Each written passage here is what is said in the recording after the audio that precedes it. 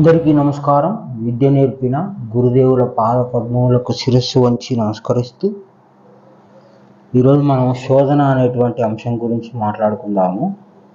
బైబిల్లో మత్తయి సువార్త 4వ అధ్యాయము 1వ వచనము. అప్పుడు యేసు అపవాది చేత శోధింపబడుటకు ఆత్మ వలన అరణ్యమునకు కొనిపోబడెను. 40 దినములు 40 రాత్రులు ఉపవాసం ఉండిన పిమ్మట ఆయన ఆకలి కొనగా ఆ శోధకుడు ఆయన యొద్దకు వచ్చి, నీవు దేవుని కుమారుడు అయితే ఈ రాళ్ళు రొట్టెలగునట్లు ఆజ్ఞాపించుమనెను.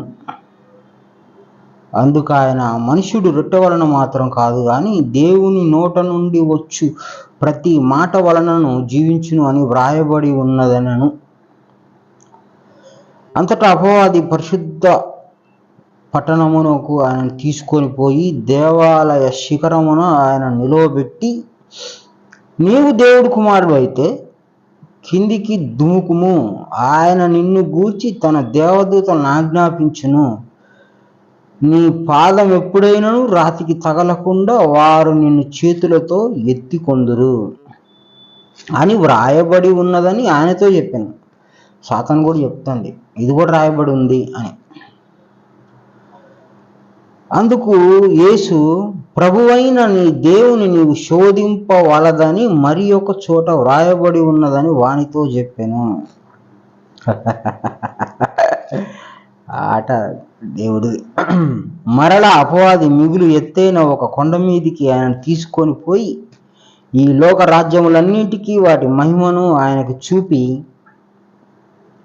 నీవు సాగిలపడి నాకు నమస్కారం చేసిన ఎడల వీటన్నిటిని నీకు ఇచ్చేదనని ఆయనతో చెప్పగా, యేసు వానితో, సాతానా పొమ్ము, ప్రభువైన నీ దేవునికి బ్రొక్కి ఆయనను మాత్రము సేవింపవలెనని వ్రాయబడి ఉన్నది అనెను. అంతటా అపవాది ఆయనను విడిచిపోగా ఇదిగో దేవదూతలు వచ్చి ఆయనకు పరిచర్య చేసిరి. ఇది మన బైబిల్లో ఉన్న ఒక శోధన వివరం. సరే, ఫస్ట్ శోధన ఏంటంటే, ఈ రాళ్లను రొట్టెలుగా చేసుకొని తిను, ఆజ్ఞాపించు, ఆర్డర్ ఇవ్వు అని. అంటే దేవుడు సత్యవంతుడు, శాస్త్రబద్ధుడు, అని తెలిసినవాడు, రహస్యం తెలిసినవాడు, గుప్తమైనవాడు, సర్వాధికారి, సర్వజ్ఞుడు అని. ఆయనను శోధించాలంటే అటువైపు ఉన్నది కూడా చాలా మంచి టాలెంట్ ఉండాలి. యేసుక్రీస్తుని శోధించాలంటే ఎదురుగా ఉన్న వాళ్ళు అంత ఆషామాషిగా ఉండకూడదు. ఏ స్థాయిలో శోధిస్తే యేసుక్రీస్తుకి సరిపోద్ది, ఢీ కొడతారు. అప్పుడు నువ్వు నిజమైన దేవుడు కుమారుడు అయితే ఈ రాళ్ళను రొట్టెలుగా చెయ్యి. దేవుడు ఏమన్నాడు? మనుష్యుడు రొట్టె వలన కాదు, దేవుని నోటి మాటల వలన బతుకుచున్నాడు అన్నాడు. రోషానికి పోలే, కోపానికి పోలే, ఆవేశానికి పోలే. ఎందుకంటే సాతాన్ టెంప్ట్ చేస్తూ ఉంటాయి. ఎమోషన్ టెంప్టేషన్ చేస్తూ ఉంటుంది. అది బ్రెయిన్ మీద కొట్టదు, మనసు మీద కొడుతుంది. అది లాజిక్ మీద ఉండదు, దాని మాటలంతా మ్యాజిక్స్. దేవుడు ఎప్పుడు టెంప్ట్ అవ్వడు. రాళ్ళను రొట్టెలు చేయలేరు, ఇది దేవునికి తెలుసు, సాతానికి కూడా తెలుసు. కానీ ఏం చేస్తాయి? నువ్వు దేవుని కుమారుడు అయితే చెయ్యి, నీకు దమ్ముంటే చెయ్యి, నువ్వు రోషగాడివి అయితే చెయ్యి, అంతే కదా. ఇట్లాంటి రోషకరమైన మాటలు మాట్లాడించేది సాతాను. చెయ్యి, నువ్వు మగాడివి అయితే, దేవుని కుమారుడు అయితే చెయ్యి, నీకు శాతనైతే. ఇట్లాంటి మాటలన్నీ కలిగించి మనలో ఉన్న గుణాలను రేకెత్తించి ఆవేశానికి గురి చేసి నాశనం చేసేది సాతాను గారు. ఎందుకంటున్నా సాతాను గారు అంటే ముందు ముందు మనకు అర్థమవుతుంది. సాతాను గారు అనాలనా, తిట్టాలనా అని. ఈ సాతాను గారు ఎవరైతే ఉన్నారో రాళ్ళను రొట్టెలుగా చేసి తిను అన్నాడు. అప్పుడు దేవుడు సత్యమే పలకాలి కాబట్టి దేవుడి నోటి మాట వలన మనుషులు బతుకుతున్నారు అని చెప్పాడు. ఒక రొట్టె తయారు కావాలంటే ఏం కావాలి? గోధుమలు కావాలి. గోధుమలు పండించాలి. ఒక స్థాయికి వచ్చినాక గోధుమలు కోసి దాన్ని గోధుమలు వేరు చేసి దాన్ని పిండి మరబట్టించి దాన్ని పిండిగా చేసి దాంట్లో నీళ్లు పోసి ఉప్పేసి కలిపి దాన్ని ఒక రొట్టెగా చేసి పెంక మీద పెట్టి వేడి చేస్తే అది రొట్టె అవుద్ది. రొట్టె అవుతుంది. ఆ రొట్టెని తింటే అది మనకు ఆరోగ్యం. అందులో ఉన్న పిండి పదార్థాలు ఏదైతే మనకు జీర్ణ వ్యవస్థకు సరిపోతుంది, అంతేగాని ఇంకోటి కాదు. రాళ్ళల్లో ఉండే మెటీరియల్ వేరు, గోధుమల్లో ఉన్న మెటీరియల్ వేరు. గోధుమలు మనకు సరిపోతాయి మన శరీరానికి, రాళ్ళు మనకు సరిపోవు. రాళ్ళని రొట్టెలుగా చేయాలంటే దాని మెటీరియల్ వేరు, దీని మెటీరియల్ వేరు. నీరు వేరు, అగ్ని వేరు. అదేవిధంగా ఈ సాతాను టెంప్ట్ చేసిందనో, నువ్వు దేవుని కుమారుడు అయితేనేమో అనో, నువ్వు హీరో అనో, సూపర్ స్టార్ అనో ఎన్ని అన్నా కూడా దేవుడు టెంప్ట్ అయ్యేవాడు కాదు, సత్యవంతుడు. అందుకోసం చెప్పాడు రొట్టె వలన మనిషి జీవించట్లేదు. ఒకవేళ రొట్టె వలన జీవిస్తున్నాడు అని చెప్తే, ఆహారం వలన జీవిస్తున్నాడంటే జ్ఞానం తెలిసిన పెద్దలకు ఈయన దేవుడు కాదేమో అనిపిస్తుంది. ఎందుకంటే బ్రహ్మయోగంలో కూర్చున్న వారు 500 ఏళ్ళు 1000 ఏళ్ళు కూడా ఆహారం లేకుండా బతకగలరు, ఉండగలరు. అది ఇప్పుడు జరుగుతున్న సత్యం. మొన్న రీసెంట్గా 70 ఏళ్ళ నుంచి ఒక వ్యక్తి ఆహారం తీసుకోకుండా బతికాడు, నీళ్ళు కూడా తాగకుండా. ఆ వ్యక్తి మీద పరిశోధనలు కూడా చేస్తున్నారు. ఈ విధంగా మనిషి ఆహారం లేకుండా కూడా బతకవచ్చు అనేది చాలామంది సాధించారు, అది నిరూపించారు కూడా. కానీ ఇక్కడ దేవుడు ఏం చెప్తున్నాడంటే, దేవుని నోటి మాట వలన, అంటే దేవుని వాక్యం వలన, వాక్యమే దేవుడే ఉన్నాడు కాబట్టి ఆ దేవుడు ఎవరైతే ఆత్మగా ఉన్నాడో ఆ ఆత్మ వలననే శరీరం నిలబడుతుంది, కానీ ఆహారం వలన కూడా కాదు అని ఆయన దేవుడు కాబట్టి సత్యాన్ని సత్యంగా చెప్పాడు. ఆన్సర్ కరెక్ట్గా ఉంది. ఇంకా అది మాట్లాడకుండా దాని నెక్స్ట్ క్వశ్చన్కి వెళ్ళిపోయింది. దాని నెక్స్ట్ క్వశ్చన్ ఏంటిదంటే, ఒక కొండ మీదకి తీసుకెళ్ళి నువ్వు ఇక్కడి నుంచి దునుకు, మీ దేవుడు ఎవరైతే ఉన్నారో ఆయన దేవదూతలు పంపిస్తాడు, నీకు దెబ్బ తగలకుండా వాళ్ళు నేను కాపాడుతారు అని వ్రాయబడి ఉంది అని చెప్తాను. అది కూడా ఎక్కడో రాయబడి ఉంది అని చెప్తాను, సొంతంగా ఏమనట్లేదు. నీ దేవుడు రాసి పెట్టాడు, దేవదూతను కాపలా కాస్తారు మీకు అని. దేవునికి తెలుసు స్థూల శరీరము ఇంత ఎత్తు నుంచి పడితే ఒకలాంటి దెబ్బ, ఇంకా ఎత్తు నుంచి పడితే ఒక దెబ్బ, ఇంకా ఎత్తు నుంచి పడితే ఒక దెబ్బ, ఇంకా ఎత్తు నుంచి పడితే ఒక దెబ్బ తగులుతుంది. 7 అంతస్తుల మేడ నుంచి దునికినోడు చచ్చిపోతున్నాడు. కొండ నుంచి దునికితే ఆ రాయికి ఈ రాయికి కొట్టుకొని చనిపోతాం. ఈ బొక్కలన్నీ ఇరిగిపోతాయి.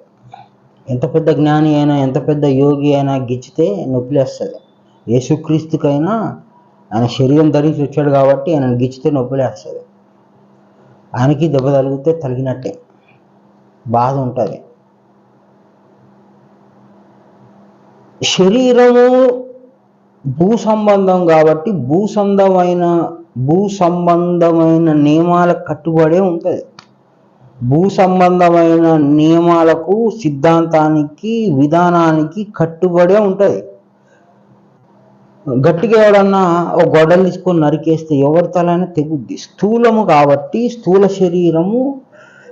శరీరం అనే భౌతిక సిద్ధాంతాన్ని ఆధారం చేసుకొని ఉంటుంది, ఇంకోటి కాదు. ఈ స్థూల శరీరము భౌతిక సిద్ధాంతం ఆధారం చేసుకొని ఉంటుంది కాబట్టి, ఈ భూమి ఆకర్షణ శక్తి ఉంది కాబట్టి కొండ మించి దునిగినప్పుడు శరీరము అది పాడైపోద్ది, అది చెదిరిపోతుంది. దేవదూతలు వచ్చి రక్షిస్తారు కదా. అంటే ఆ దేవదూతల యొక్క ఒరిజినల్ ఆన్సరు అది వేరే ఉంది. ఆ దేవదూతలు వచ్చి రక్షించే విధానం అదంతా ప్రత్యేకము.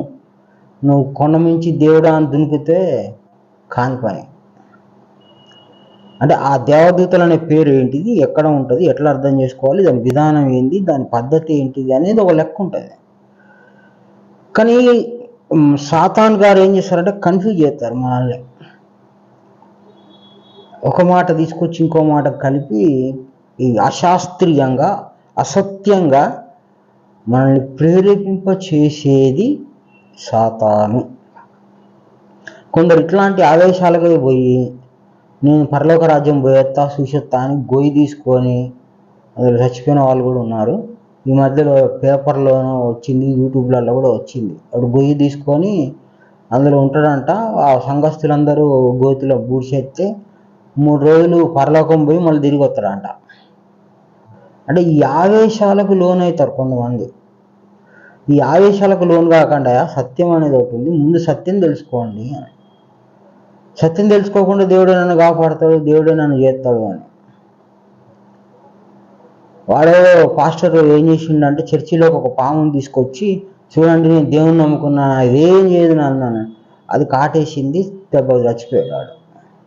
ఇట్లాంటి టెంప్టేషన్ జోలికి పోవద్దు. సాతాను ఏం చేస్తాడంటే వాక్యం నీకు అర్థం కాకుండా ఇంకొక రకంగా అర్థమయ్యేటట్టు చేసి నీ జీవితాన్ని పాడు చేసేదానికి అవకాశం ఉంటుంది.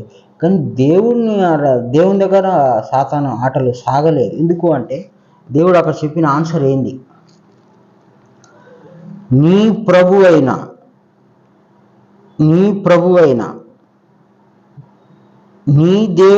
నీ దేవుణ్ణి నీవు శోధింపవలదని మరి ఒక చోట వ్రాయబడి ఉన్నదని వానితో చెప్పాను. నువ్వు నీ ప్రభు అయిన దేవుణ్ణి శోధించొద్దు కదా అని రాయబడి ఉంది కదా, నువ్వు ఎందుకు శోధిస్తున్నావు? శోధించేది ఎవరిని? క్రీస్తుని. సాతాన్ దేవుడు ఎవరు? క్రీస్తే. శోధించేది ఎవరిని? క్రీస్తుని. శోధించేవాడు ఎవరు? సాతాన్ దేవుడు ఎవరు? క్రీస్తే. అప్పుడు సాతాన్ గారు ఇంకా కొన్ని టెంప్టేషన్స్, ఈ ఆస్తి ఉంది, బంగారం ఉంది, రాజ్యం ఉంది, భటులు ఉన్నారు, రాజ్యాధికారాలు, ఇవన్నీ చూపించి టెంప్టేషన్ చేశాడు. దేవుడు అవన్నీ వాటికి లోను కాకుండా సాతాను శోధించగలిపా అని అన్నాడు.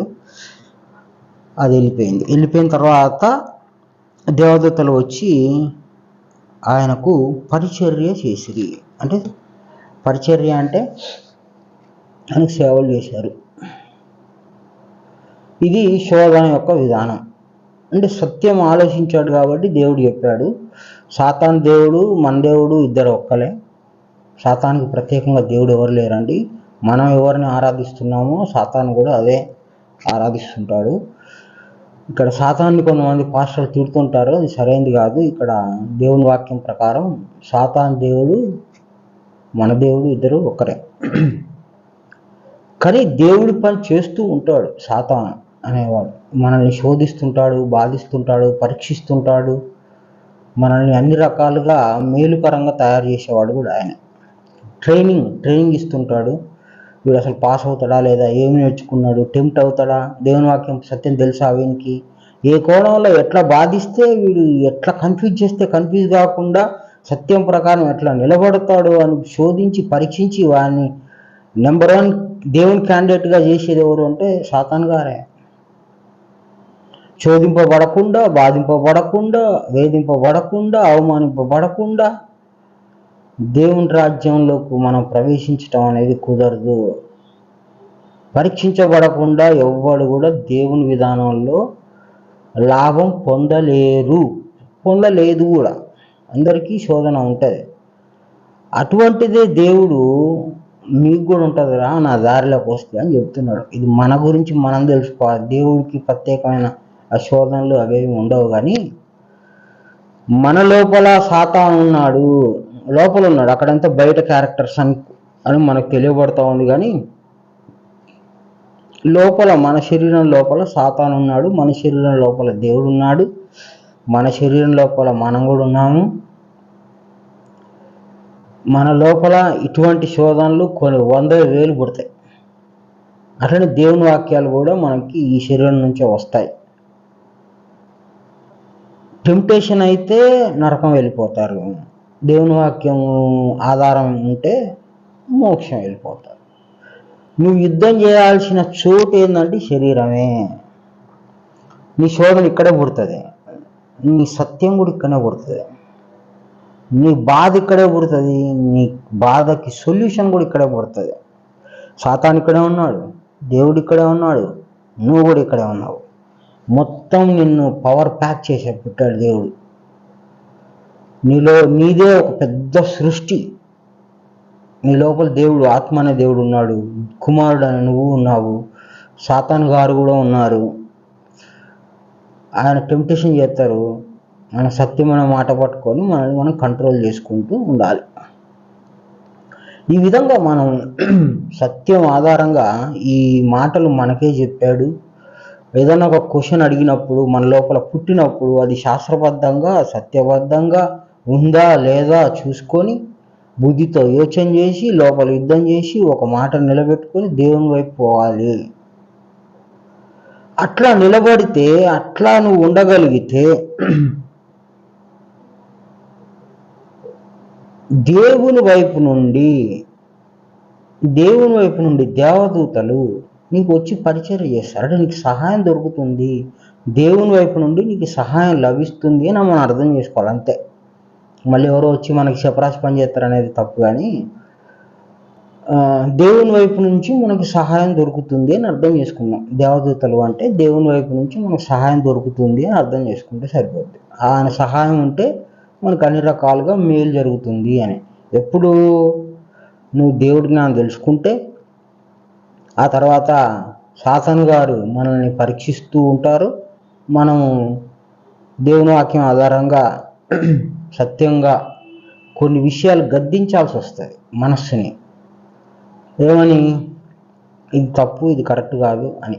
సాతాను పొమ్ము అని ఎట్లా గద్దించాడో ఆ విధంగా మనం కూడా బుద్ధితో మనసులో కొన్ని ఆలోచనలని మనం గద్దించాల్సి ఉంది. భగవద్గీతలో కృష్ణుడు చెప్తాడు, అర్జున, హృదయంలో నెలకొన్న సంశయాలను జ్ఞాన ఖడ్గంచే నరికివే అంటాడు. అంతే. ఇక్కడ శోధన అన్నాడు, అక్కడ సంశయాలు అన్నాడు. అంతే. సంశయాల రూపంలోనే శోధనలు వస్తాయి, అసత్య రూపంలో శోధనలు వస్తాయి. కనుక శరీరం లోపలనే జరుగుతుంది. అక్కడ మనకు క్లియర్గా అర్థమవుతుంది. హృదయంలో నెలకొన్న సంశయాలను జ్ఞాన ఖడ్గం అంటే దేవుని వాక్యం చేత నరికేసి అని అంటాడు. ఇక్కడ కూడా అంతే. దేవుడు ఎట్లా గద్దించాడో చూశాడు, నేర్పిస్తున్నాడు. యుద్ధం నేర్చుకోండి బిడ్డలారా అన్నట్లుగా ఆయన చేసి చూపించి, మీరు కూడా ఇట్లా చేయండి, దేవుని సహాయం మీకు ఉంటుంది. పరీక్షించబడకుండా మాకేం కాదులే అని అనుకుంటే కుదరదు. దేవుని దారిలో వస్తే పరీక్ష కూడా ఆటోమేటిక్గా వస్తుంది. అట్లాంటి టెంప్టేషన్స్ ఉంటాయి. బంగారం ఇస్తా, అది ఇస్తా, సాతానికి మొక్కు అంటారు. సాతానే దేవుని కాళ్ళకు మొక్కేది, మనం దానికి మొక్కడం ఎందుకు? అందుకే దేవునికి తప్ప ఇంకొకరికి సాగిల పట్టం మనం చేయకూడదు.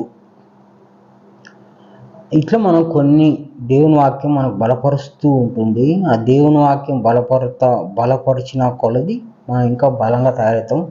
ఇహలోక విషయాల పట్ల కానీ అసత్యం పట్ల కానీ మనం మక్కువ చూపము, దేవుని విధానంలోనే బతుకుతాము. దేవుని వాక్యమే ముందుగా పెట్టుకొని జీవిస్తాము. సాతాను ముందుండి దేవుడి వాక్యం తర్వాత ఉందనుకోండి, ఆ దారి తప్పు. దేవుని వాక్యం ముందుందనుకోండి, తెలియకుండా సాతాను వెనకైపోతాడు. అందుకు దేవుని వాక్యం నీకు ఎప్పుడు ముందు ఉండాలి. దేవుని గ్రంథము నీకు శిరస్సు అయి ఉండాలి. సువార్త గ్రంథము నీకు ఏదైతే ఉందో అది శిరస్సు అయి ఉండాలి, నీ శిరస్సు అయి ఉండాలి. అంటే దేవుని మాట నీకు శిరస్సు అయి ఉండాలి. అట్లా మనం చూసుకొని ఉంటే కనుక శోధన ఉండదు. అప్పుడు దేవుని వాక్యం ముందు ఉంటే శోధన వెనక అయిపోద్ది, మాయ వెనక అయిపోద్ది. దేవుని వాక్యం ముందు ఉంటే మిగతా వెనకే కదా. అందుకోసం శోధనలు వచ్చినా, అసత్యం ఎక్కడన్నా చెప్పినా అది వాక్యం ఆధారంగా ఖండించాలి, గద్దించాలి.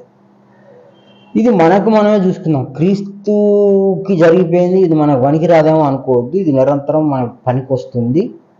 నిరంతరం మనం ఇది దీంతో యుద్ధం చేయాలి. నిరంతరము యుద్ధం చేయాలి. హృదయంలో సంశయం వచ్చిందంటే యుద్ధం చేయాల్సిందే. అది వస్తూ ఉంటుంది, యుద్ధం చేస్తూ ఉండాలి. అది వస్తూ ఉంటుంది, మనం యుద్ధం చేస్తూ ఉండాలి. ఇది పని మనకి. ఈ పని అంతా మనం కంప్లీట్ చేసుకోగలిగితే దేవుని వైపు నుంచి మనకు ప్రతిఫలం ఉంటుంది. ఆ ప్రతిఫలాన్ని మనం పొందాలి. అందరికీ నమస్కారము. గురు సమర్పణ.